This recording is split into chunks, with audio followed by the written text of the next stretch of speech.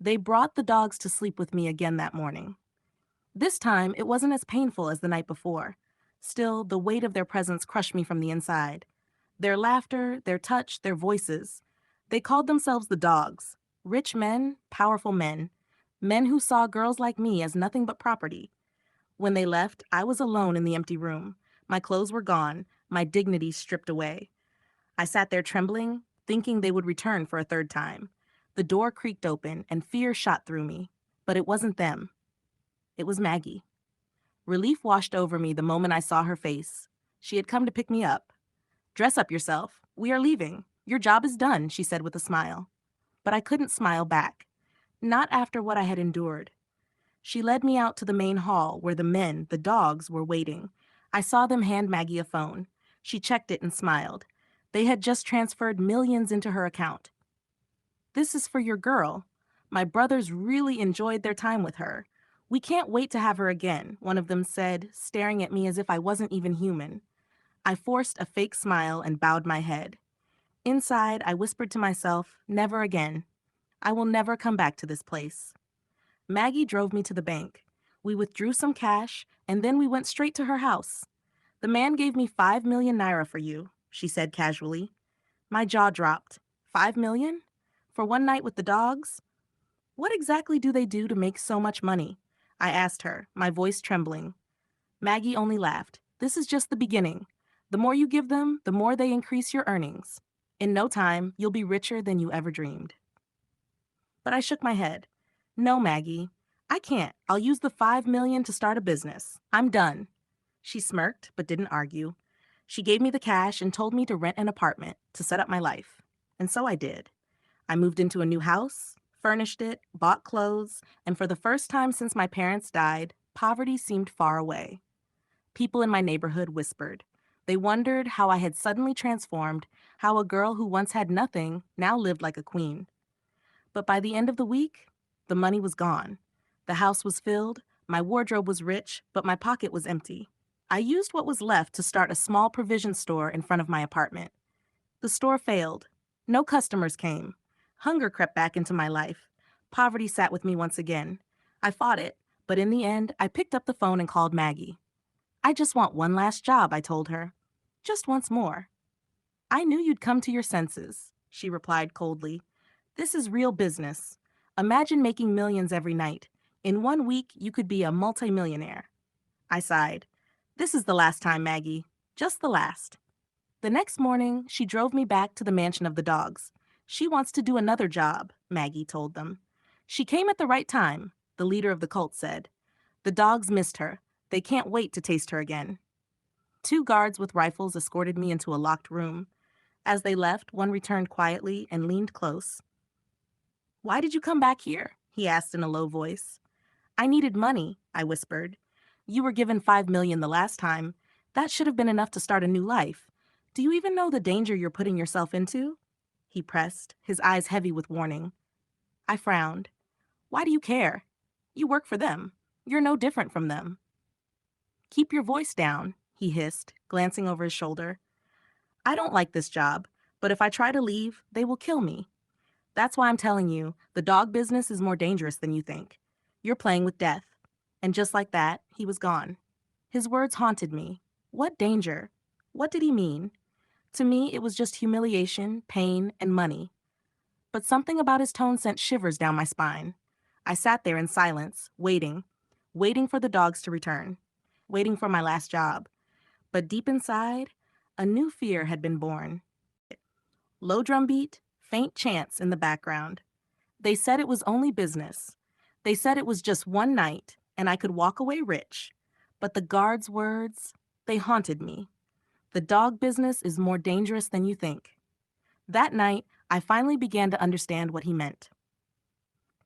Heavy footsteps echo. Iron doors creak. The guards came for me again. Two tall men with rifles slung across their chests. Their faces were blank, their eyes empty. They didn't speak. They only gestured for me to follow. I thought they would take me back to the same white room. But this time, it was different. They led me down a narrow hallway hidden behind the mansion walls, down a staircase that smelled of dust, candle wax, and something else, something metallic, blood, And then I saw it, an underground chamber. The walls were covered in strange symbols, painted in red, candles flickered, and waiting for me in the shadows were men. Men in black suits, men with golden masks covering their faces, men they called the dogs. The circle dog leader. Bring her forward. Tonight the dogs feast again. I was shoved into the center of their circle. My knees hit the cold stone floor. My heart pounded so loud I thought they could hear it. They didn't touch me. Not yet. They only stared. And then I realized this wasn't about pleasure. This was ritual. Faint chanting begins. Two of them whispered to each other just a few steps away. Dog member 1. The sacrifice feeds the circle. Without her, the dogs starve. Then let her scream. The circle must be fed. Their words froze me. Sacrifice? Feed? This wasn't just lust. This was power. This was blood. And then I saw her. Dragged in by 2 guards was a girl. She screamed, kicking, begging.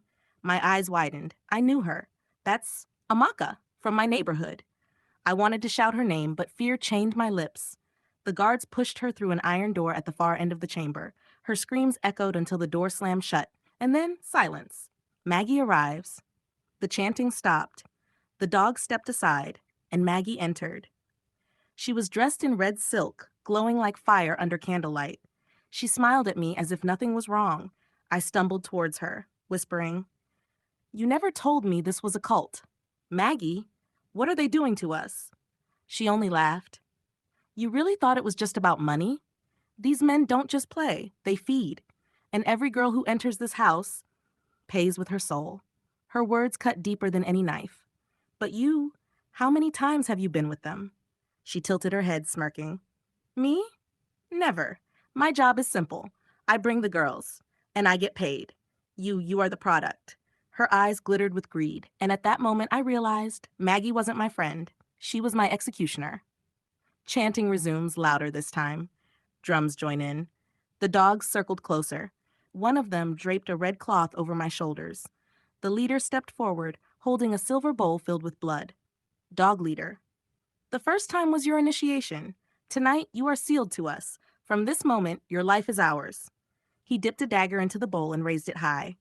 The blade glistened under candlelight. The chants shook the chamber. The walls seemed to tremble. And I wanted to scream. In the corner, half hidden in shadows, I saw him. The guard, the one who warned me before. His hand trembled as it gripped his rifle. His eyes locked onto mine. There was fear in them, but also something else. Conflict.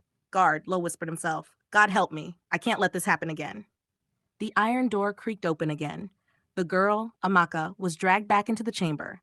But this time, she was silent, her body limp, her eyes empty. The guards threw her to the ground like trash. Gasps echoed from the shadows. I could barely breathe. Dog leader? One life feeds the dogs. Another joins us tonight. The chanting grew louder. The dagger rose higher. The guard's hand tightened on his gun. My lips moved in a silent prayer. And as the blade glistened above me, I finally understood. This was not business. This was not pleasure. This was death. Chants reached their loudest, thunder sound, and I was next. To be continued. The dogs, their reign has only just begun. Lagos will never sleep again. If you think this is the end, it is only the beginning. Watch episode 2 and see what fear really looks like. Don't forget to like, share, and subscribe because the streets are watching. Like this video if you enjoyed episode 1, subscribe for episode 2, and more powerful Lagos crime stories. Share this with friends who love gritty, cinematic storytelling.